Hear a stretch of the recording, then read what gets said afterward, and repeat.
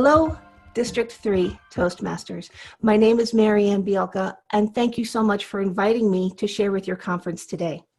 Before we dive into my presentation on communication, I wanted to acknowledge that this is the very first time I have delivered this presentation in a fully recorded state. I have given this live and I have given this virtually. Let me say I miss the opportunity to walk among everyone before going on stage, to get to know you.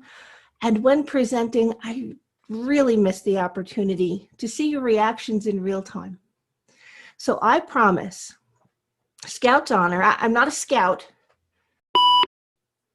So I promise, Scout's honor, even though I'm not a scout, but Scout's honor, that I will not do a lot of editing. Not too much editing, maybe a little bit of editing. I promise to give you as authentic a presentation as I possibly can in recording. If you promise to forgive a few hiccups that we may have overlooked in a live presentation, but become glaringly obvious in a recorded version. My joy here today is to share with you how we can remove the obstacles to our communication when they're invisible to us, and perhaps give you some tips and tricks. I hope you get value from my presentation, and thank you again for inviting me.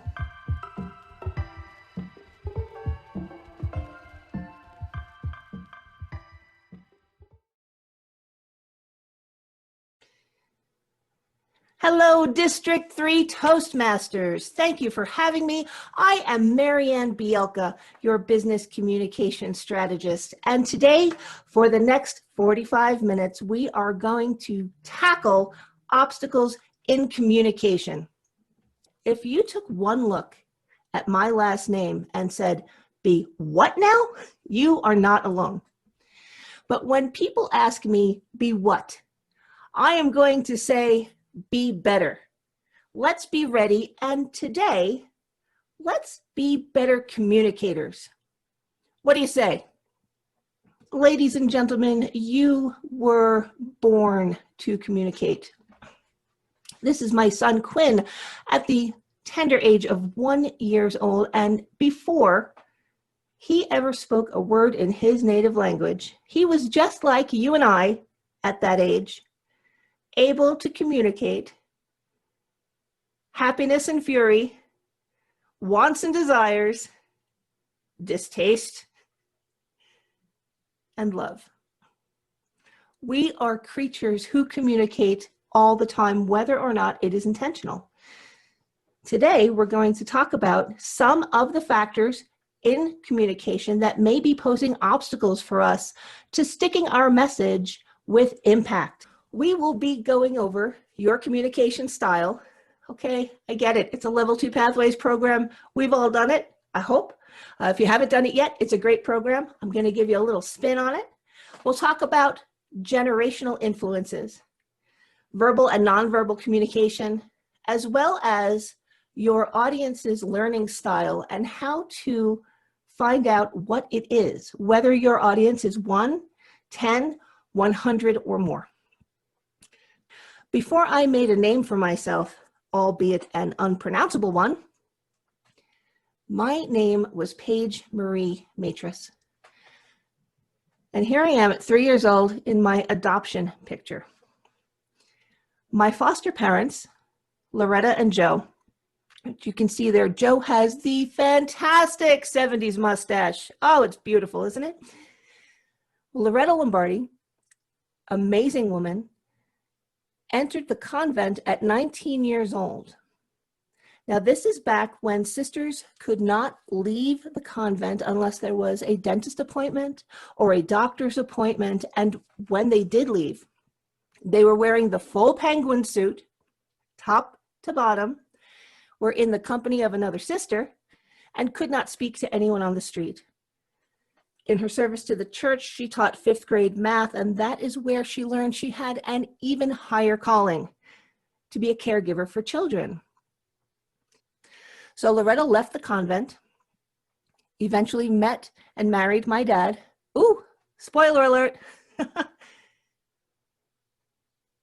They had 3 children of their own, my brothers Joe, Mike, and Paul, and then had 7 foster babies. Now, that's in a row, not in a pile. Each baby was in their care for about a year until they either were adopted out or were returned to their natural parents. Now, I was the 7th child, and they kept me. And they asked my biological mother if she was going to put me up for adoption, please wait until I was 3 years old, because at that time in New York, where I'm from, there was a law on the books that if you were to adopt a foster child in your care, you had to wait until the child was 3 to begin the proceedings. My biological mother agreed. As a preparation for this, a social worker had to visit the house to make sure, naturally, that the baby was a good fit with the parents, that the house was a safe and nurturing place for the baby to be raised, and so on. Well, have you ever prepared for an event that you were very nervous about? If so, then you can imagine what my mother was going through. She is a clean woman to begin with, but from attic to basement, the entire house had to be sparkling, cobweb and dust speck free. Everyone had to wear their Sunday best, to be on their best behavior, to look impeccable. Hors d'oeuvres were served in our living room. Everything had to be perfect. Picture this. The social worker comes to visit, and there I am in the living room, 2 years old, not knowing what's going on. Okay. This is the story that has been told through my family year after year on the anniversary. Have you ever played peekaboo with a baby? Oh, where'd you go? Oh, I'm back. Object permanence, you know. Peekaboo. Oh no, where are you? Panic. Everything is okay. Keep that in mind.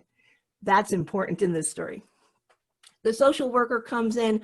My mom is in her Sunday best, giving the hors d'oeuvres. I'm sitting and playing, and my dad, who's been getting ready for this event upstairs, comes down and enters the living room, having chosen this day to shave his mustache.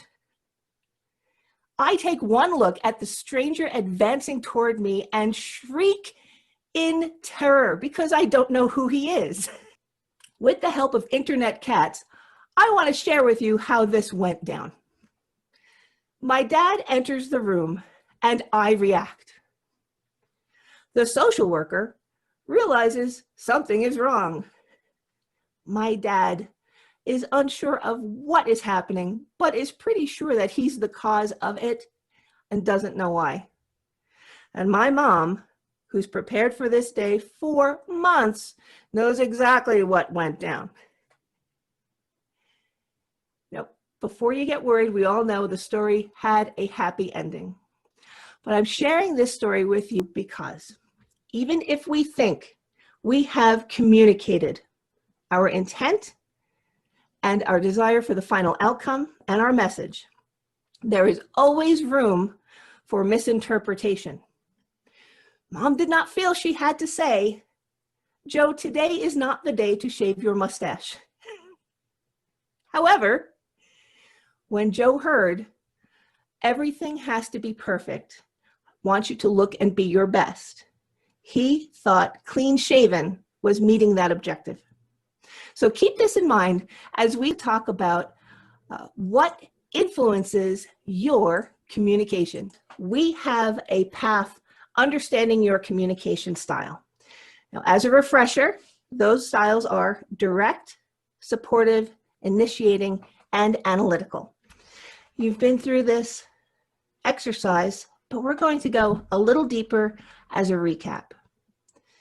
The different communication styles: if you are direct, you are decisive, competitive, results-oriented, independent, and confident.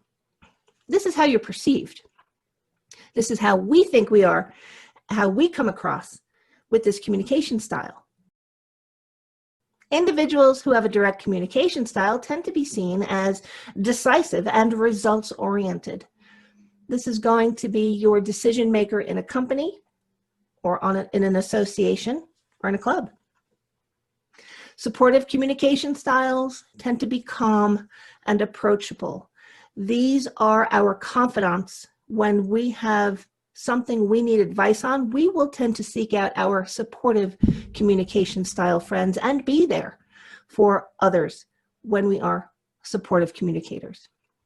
Initiating communicators are sociable and energetic, often very spontaneous. In a company, this can be your marketing team. This can be your sales team.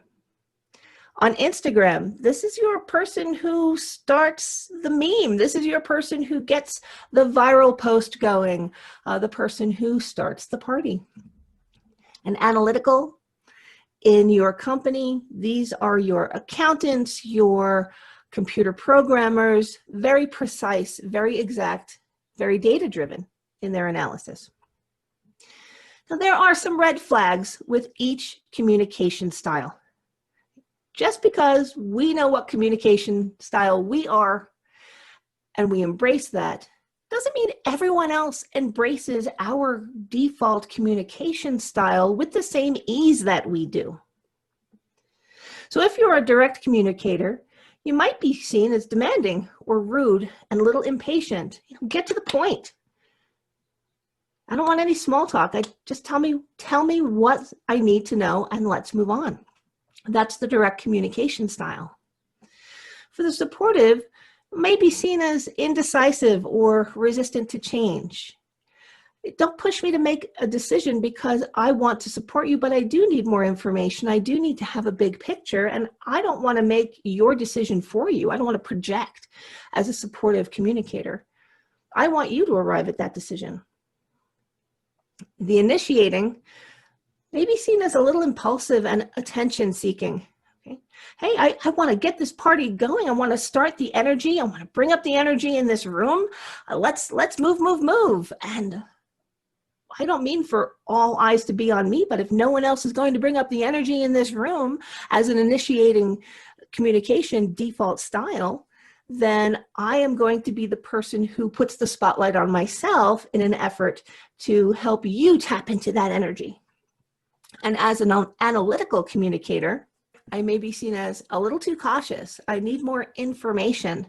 I don't have enough to go on where I'm confident in my decision. I think I'm missing information. So if I make a decision now and new information comes to light, I reserve the right to change that, to change my viewpoint on that. So consider these red flags when you are communicating, when you are embracing your default communication style.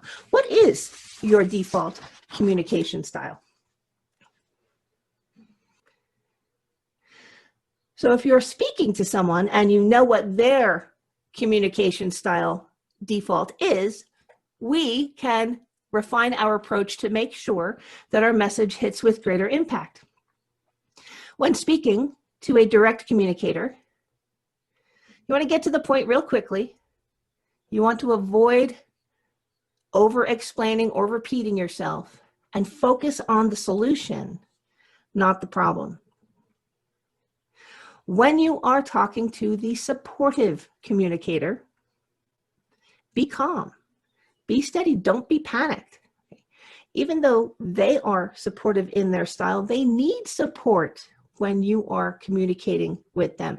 And it would make sense, wouldn't it, that we like to communicate with others of the same style as we have.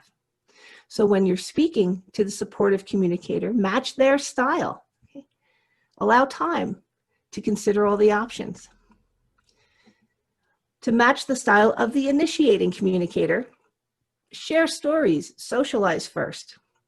I remember when I was leading a team of cross-functional members, we had marketing, we had customer service, we had programmers, and we had the decision makers, the money, all in the room at the same time.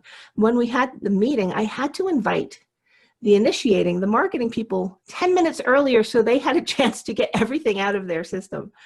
And get that small talk out of the way. And then the direct communicators and the analytical communicators would come in 10 minutes late, but it bypassed all of the information that was a red flag for getting your message to hit for those communication styles, because they didn't have the patience for that. So when you're communicating with an initiating communication style, by all means, share that story about what happened in your day and allow them to share their stories as well. Listen with interest. For analytical, you want to offer those facts and figures. Be prepared to answer questions, because they will have questions from different perspectives, and be patient while they process that information. As the great Steve Martin knew, some people have a way with words and other people not have way. There is definitely a generation gap in communication, in the words you use. I don't know cursive and you don't know emojis, so I'd say that makes us even. It can feel a little odd when we don't understand what other people are saying, even when we speak the same language, can't it?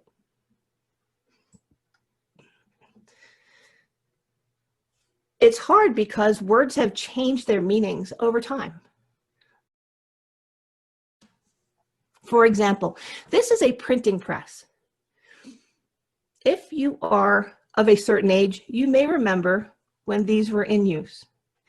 Before we had printers and digital means of replication, print on demand, the printing press was used to print books, and each letter had to be arranged on a page, covered in ink and paper, pressed to the printing press in order to print copies of a book. In the top portion, we had capital letters, of which there are fewer, numbers, and punctuation marks. And in the lower portion of the storage case, we have letters that are lowercase. This is where we get the terms uppercase letters that are capitalized were stored in the upper part of the case. When we use uppercase and lowercase in our conversation today, do we even ever think of this origin of that term? I know I don't. I was very surprised to learn this. What other words have a meaning to us that may have a completely different meaning to our listener? Well, here's where I want you to pull out that handout or get a piece of paper, but I want you to keep your answer to the next question to yourself until the big reveal. This is a symbol. When you see the symbol, what is the term you use to refer to it? I'll give you a minute. We see the symbol every day.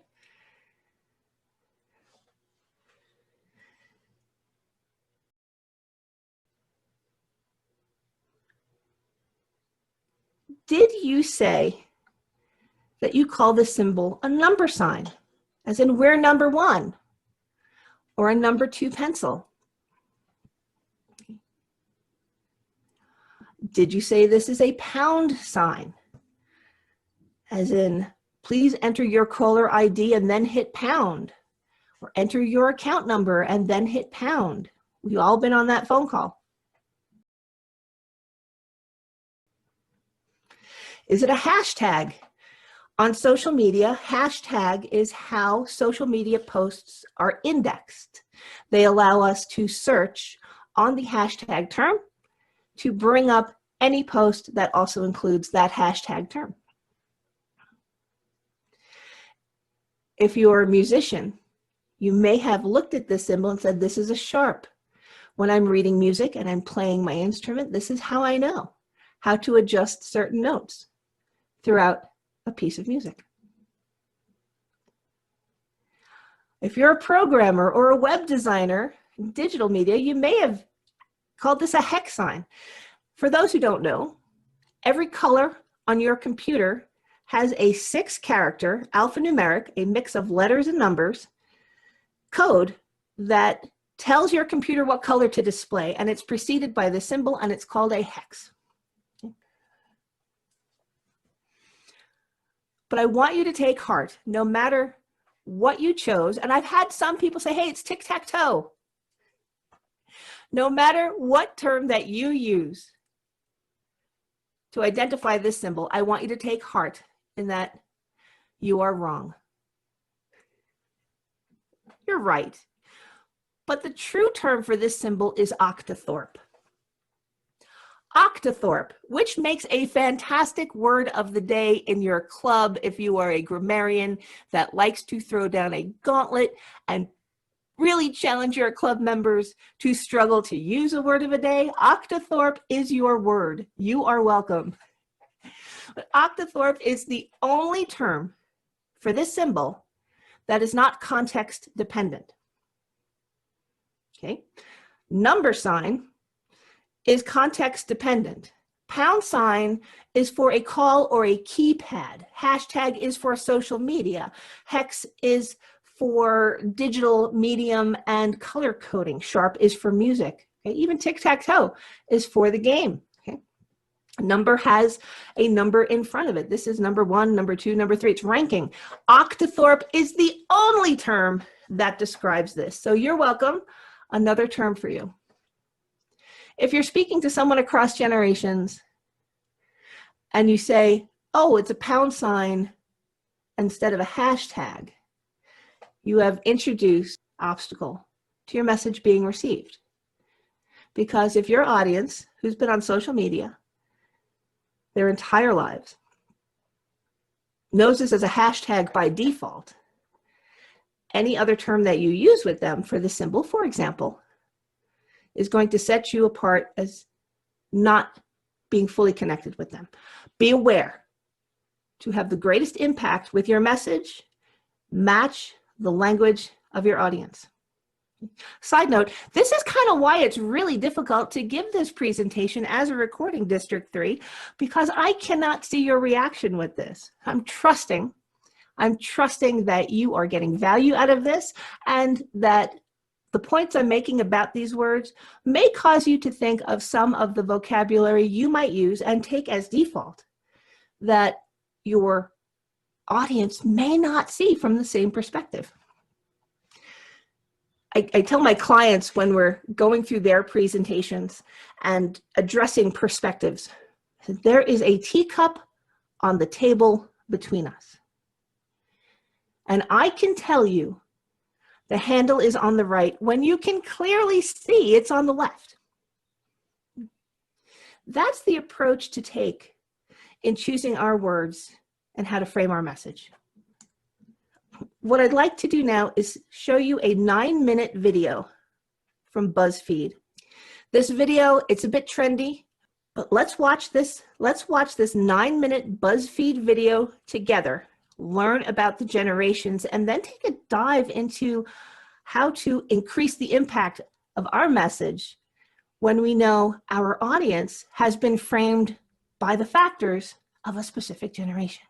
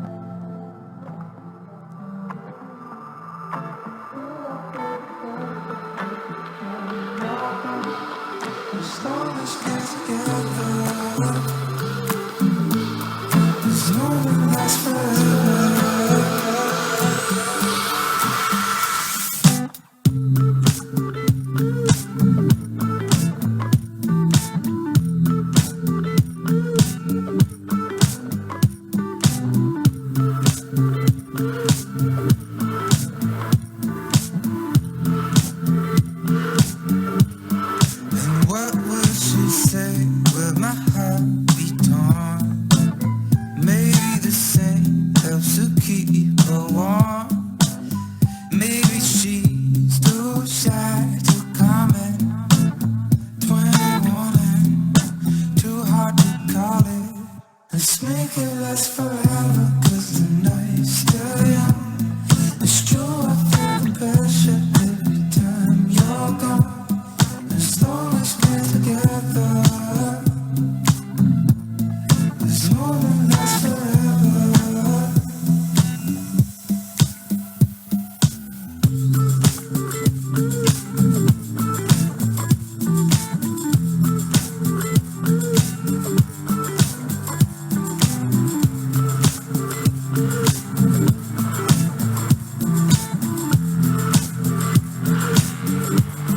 Let's make it last forever, 'cause the night's still young. It's true, I feel the pressure every time you're gone. As long as we're together, this moment lasts forever.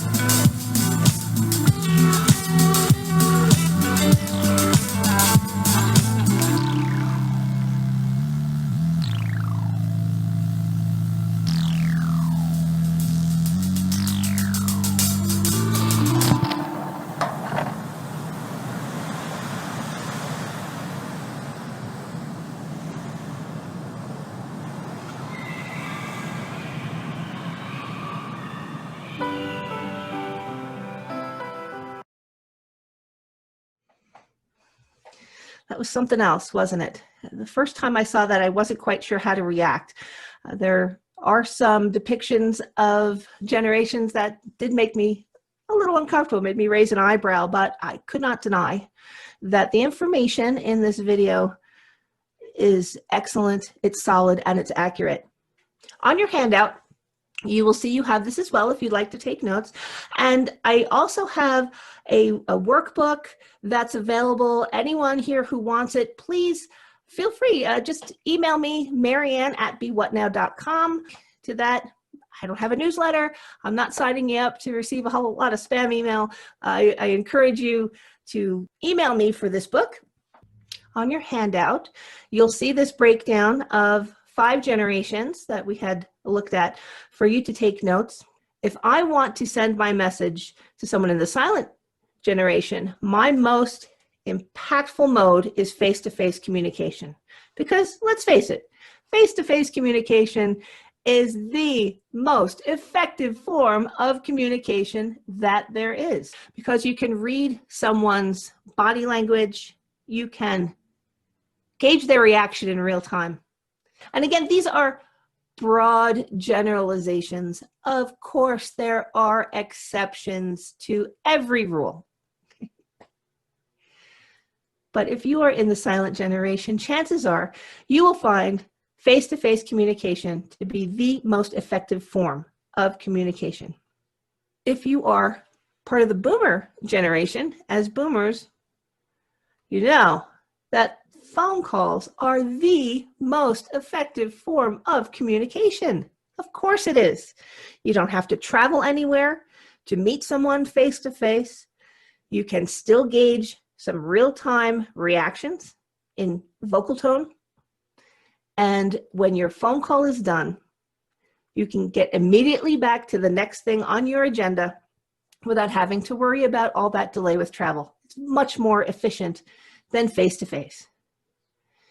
But if you're Generation X, you know that email is the most efficient form of communication. As Gen X, we like to take time and give you sometimes far too much backstory, but to frame everything in full context. email allows us to consider our response, avoiding any sort of real-time delay, any sort of real-time uncertainty that might happen in face-to-face or phone call. Now, let me just say here too, this is the delineation point where if you put 2 spaces after a period, you are Gen X boomer silent generation. You're in the generation cut to the left of this particular diagram. And if from this cut to the right sees 2 spaces after a period, they know exactly how old you are. They know exactly where you're coming from. And I get it. I get it. I was in typing class. We had it drilled into us, 2 spaces after a period on our manual typewriters. But guess what? We really don't need to do it today. And I was ready to die on that hill for a long time to keep my 2 spaces after a period, but let me entreat you. It's time we can let it go. The new technology of digital fonts makes it so that the spacing after a period is proper. It's correct. It no longer needs us to make up for some mechanical default of the old typewriter. So if you're in Gen X boomer silent generation like me, let's let it go. It's okay. I even find I have to do a search and replace when I write, if I'm writing an article or a proposal, to get rid of all the 2 spaces after a period because it's habitual. But it is worth your while, and you will find that even subconsciously, by including that, some of your audience will phase out. They'll just zone out and they won't take what you're saying as much to heart because they're distracted by the 2 space after the period thing. Whether, and you might have been in the camp where you're saying, no, I will never let go of my 2 spaces after a period. Okay, you can choose to die on that hill. I'm just saying, please consider, if you've distracted the person to whom you're sending the message, then you've reduced the efficiency of your message sticking. All I'm saying. Okay, soapbox over. Thank you.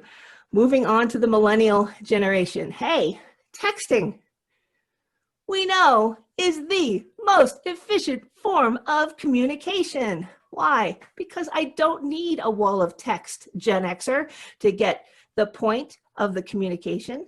I can understand in a few words and move on with my day because there's a lot more on my agenda than I think is on other people's agenda when I'm a millennial. And if I am on my phone, which is never more than 6 feet away from me, my entire time having a phone, I am searching for answers. This is not only my communication, it's my connection. It's my social interaction. It's my entertainment device. It is all things. So I want to be able to look up, to find the answer to a question, and to convey that via text as quickly as possible. We don't need to have a phone call. We don't need to have a long email about it, and we don't need to be face-to-face. If I have effectively communicated with you via you don't have to sign them. Some people sign their name to text. You don't need to do that. You don't need to put a period at the end. You can put a question mark, sure. Use emojis and that laugh, cry emoji. Now Gen Z's on the picture, they are given grief about the emojis. Ha ha ha. Which emojis are in and which emojis are out. So Generation Z also has their phone with them all the time, and the best form of communication for Generation Z is, believe it or not, face-to-face communication. Why? Well, yes, the phone is typically in hand, the screen is typically in hand, present, but unlike the millennial generation, where this was a form of connection, for Gen Z, this was a form of entertainment and distraction. I'm watching my YouTube videos, I'm watching TikTok, I'm watching Netflix, Disney Plus, any of the streaming media that's there. So a phone call is an interruption. Email is an interruption. Text is an interruption. So face-to-face, our 20-somethings who are just entering the workplace, starting to interact with them, face-to-face is the most effective form of communication for this group. I think that these are tips that you can start using right after this presentation. And you will find that you get a better response from your listener if they fall into the specific generation category and you're using the mode that is most efficient to them. There's more than just communication style and generation that impacts how we receive our information. There's also learning styles. And you may have heard of the visual, audio, and kinesthetic learning styles. These are the big three. There are plenty of other systems out there that will show more learning styles. We'll drill down a little bit, but I'm only going to focus on these three right now: visual, audio, and kinesthetic. Visual learners learn by seeing. Video is a fantastic way for them to observe.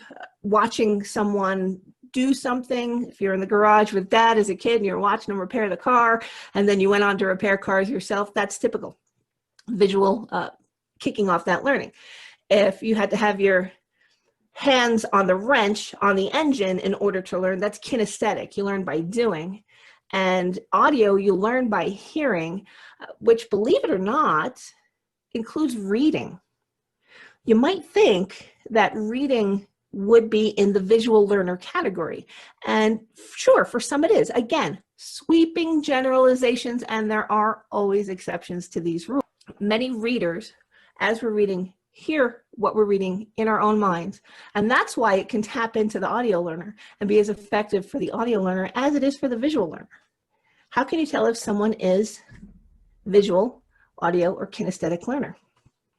If you are a visual learner, you will tend to use words that align with receiving information visually as your dominant form. The same is true if you're an audio learner. You will use words that align with being an audio learner. And if you are a kinesthetic learner, you will use words that align. What do I mean by that? Let's say that you are explaining your plan.